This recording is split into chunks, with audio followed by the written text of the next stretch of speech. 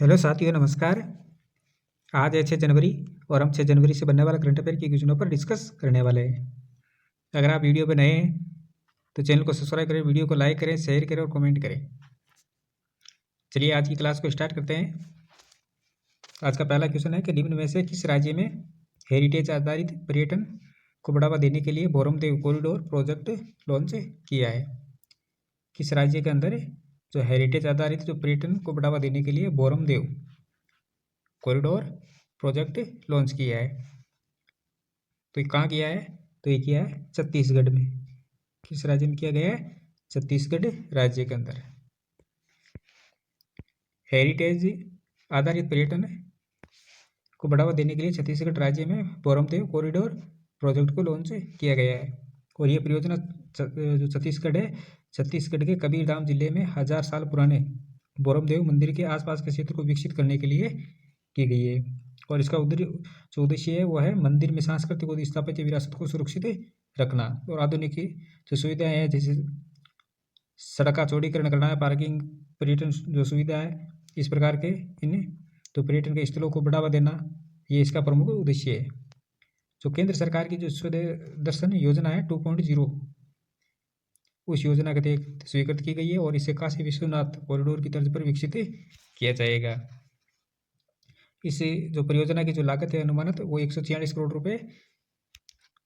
बात करें छत्तीसगढ़ के मुख्यमंत्री की तो जो विष्णु देव साय है वो यहाँ के मुख्यमंत्री हैं और राज्यपाल रमेन डेका है और राजधानी रायपुर है। छत्तीसगढ़ की जो राजधानी है वो रायपुर है। छत्तीसगढ़ के अंदर मुख्य रूप से 3 प्रकार के राष्ट्रीय उद्यान है। एग्जाम ऑफ व्यू के हिसाब से इन्हें भी हम देखते चले तो 3 राष्ट्रीय उद्यान है। एक तो है इंद्रावती राष्ट्रीय उद्यान जो कांगेर घाटी राष्ट्रीय उद्यान और गुरु घासीदास राष्ट्रीय उद्यान। जो गुरु घासीदास राष्ट्रीय उद्यान है जो अब तमोर पिंगला वन्य जीव अभ्यारण्य के साथ मिलकर एक बाघ अभ्यारण्य भी है और ये अपनी जैव विविधता, जंगली भैंसों और घने जंगलों के लिए प्रसिद्ध है।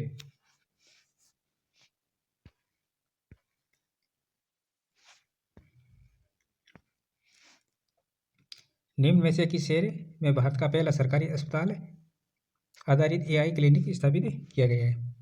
किस शहर में भारत का पहला सरकारी अस्पताल आधारित एआई क्लिनिक स्थापित किया गया है? तो ये किया गया है ग्रेटर नोएडा के अंदर। कहाँ किया गया है? ग्रेटर नोएडा के अंदर। ऑप्शन नंबर 2 इसका राइट आंसर हो जाएगा। नेक्स्ट जो ग्रेटर नोएडा है वहाँ पर जो government institute of medical science यानी जिम्स में देश का पहला एआई क्लिनिक शुरू हुआ है और ये क्लिनिक आईआईटी कानपुर की तकनीक सहायता से तैयार किया गया है। एआई आधारित हेल्थ केयर स्टार्टअप को मार्गदर्शन देगा और डेटा साझा करने के लिए मॉनिटरिंग कमेटी और एआई विशेषज्ञ नवाचारों की व्यवस्था पर निर्णय लेगा। नेक्स्ट क्वेश्चन है कि क्रिप्टो करेंसी माइनिंग और एक्सचेंज को हाल ही में किस देश ने आधिकारिक तौर पर कानूनी मान्यता दी है? क्रिप्टो करेंसी माइनिंग और एक्सचेंज को हाल ही में किस देश ने आधिकारिक तौर पर कानूनी मान्यता दी है? तो ये दी है तुर्कमेनिस्तान है। किसने दी है? तुर्कमेनिस्तान है। ऑप्शन नंबर 4 इसका राइट आंसर हो जाएगा।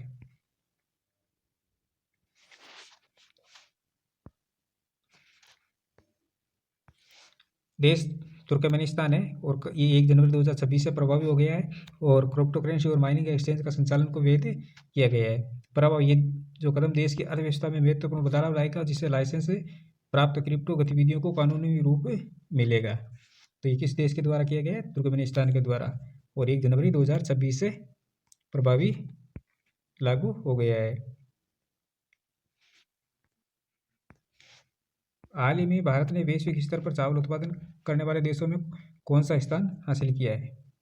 हाल ही में भारत ने वैश्विक स्तर पर चावल उत्पादन करने वाले देशों में कौन सा स्थान हासिल किया है? तो कौन सा किया है? तो ये किया है पहला स्थान। कौन सा स्थान हासिल किया है? पहला स्थान। ऑप्शन नंबर 1 इसका राइट आंसर हो जाएगा। भारत ने जो प्रथम स्थान प्राप्त किया है, अब ये भारत है जो चीन को पीछे छोड़कर दुनिया में जो चावल का सबसे बड़ा उत्पादक बन गया है। भारत का उत्पादन 152 मिलियन मीट्रिक टन तक पहुंच गया और जबकि चीन का 146 मीट्रिक टन पर ही रहा है।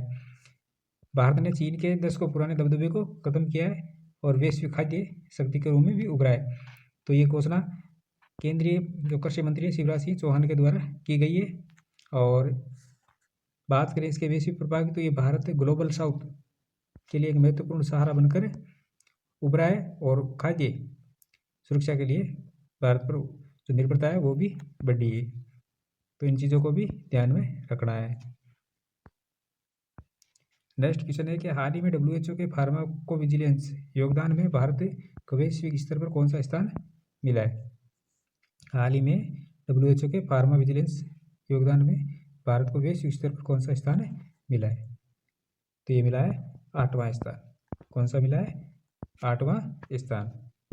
ऑप्शन नंबर 3 इसका राइट आंसर हो जाएगा।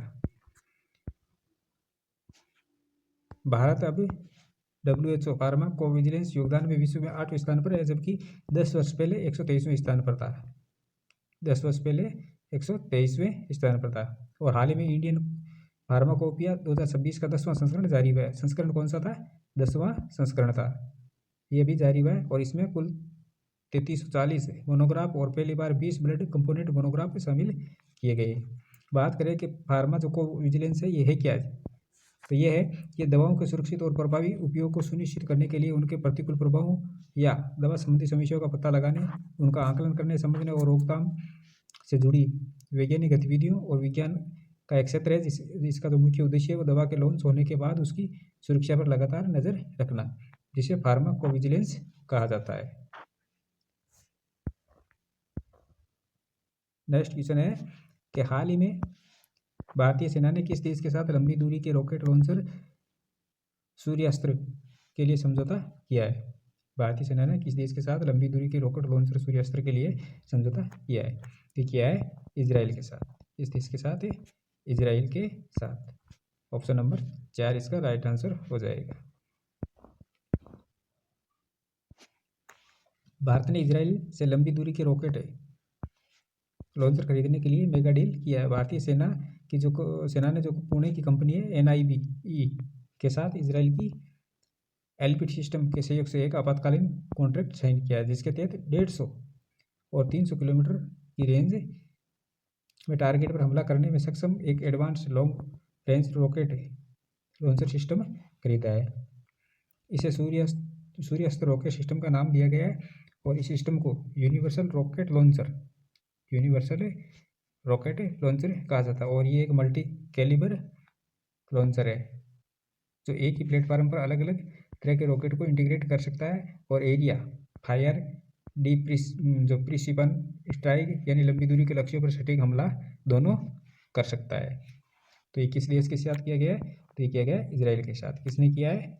भारत ने किया है। भारत की तरफ से जो कंपनी है वो पुणे की कंपनी है NIBE और इजराइल की एलबिट सिस्टम।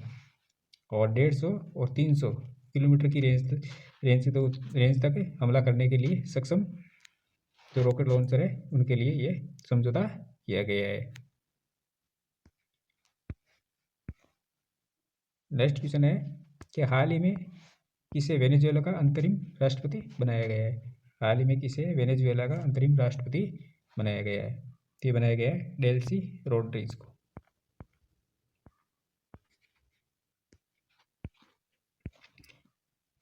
तो किसको बना दिया गया है? ये डेल्सी रोड्रिग्स को। इनकी जो नियुक्ति की गई है कारण कि निकोलस मादुरो की गिरफ्तारी और देश में बनी अस्थिरता को देखते हुए जो भी हाल ही में उपराष्ट्रपति हैं, तो इनको अभी राष्ट्रपति का अंतरिम अधिकार दे दिया गया है।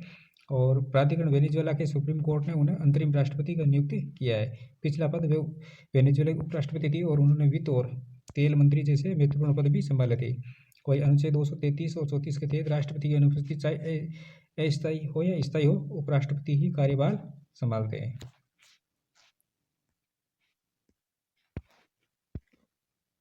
नेक्स्ट क्वेश्चन है कि हाल ही में NTCA के आंकड़ों के अनुसार वर्ष 2025 में किस राज्य में सर्वाधिक बाघों की मौत हुई है? हाल ही में NTCA के आंकड़ों के अनुसार वर्ष 2025 के अंदर किस राज्य में सर्वाधिक बाघों की मौत हुई है? तो हुई है मध्य प्रदेश के अंदर।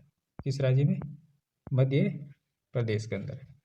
ऑप्शन नंबर 3 इसका राइट आंसर हो जाएगा।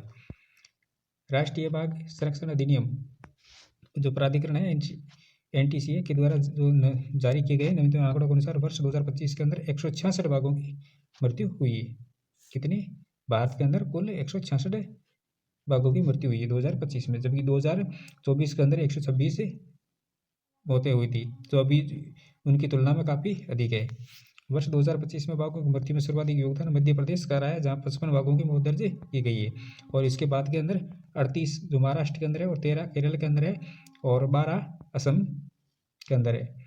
तो ये इनकी जो मृत्यु का कारण है, तो एक तो प्राकृतिक है, एक शिकार है, ये करंट है, और प्रादेशिक संघर्ष है, और निवास स्थान की सीमाएं, ये इसके प्रमुख मृत्यु के कारण है। बात करें मध्य प्रदेश के मुख्यमंत्री की, तो मोहन यादव है, श्री मोहन यादव। राज्यपाल श्री मंगूभाई पटेल है, और राजधानी भोपाल है। और मध्य प्रदेश के अंदर कुल 11 राष्ट्रीय उद्यान है, जिनमें कान्हा, बांधवगढ़, पेंच, सतपुड़ा, पन्ना, माधव, वन विहार, संजय दुबरी, पोसिल, कूनो और आतापानी, ये 11 मध्य प्रदेश के राष्ट्रीय उद्यान है। जो रातापानी है अब टाइगर रिजर्व है, प्रमुख है, और जो बाघों और विविध वन्य जीवों के लिए प्रसिद्ध है, और हर एक अपनी अनूठी विशेषता के लिए जाना जाता है। और जो कान्हा है वो पहला राष्ट्रीय उद्यान है और सबसे बड़ा, जबकि फॉसिल जो पार्क है वो जीवाश्म के लिए प्रसिद्ध है।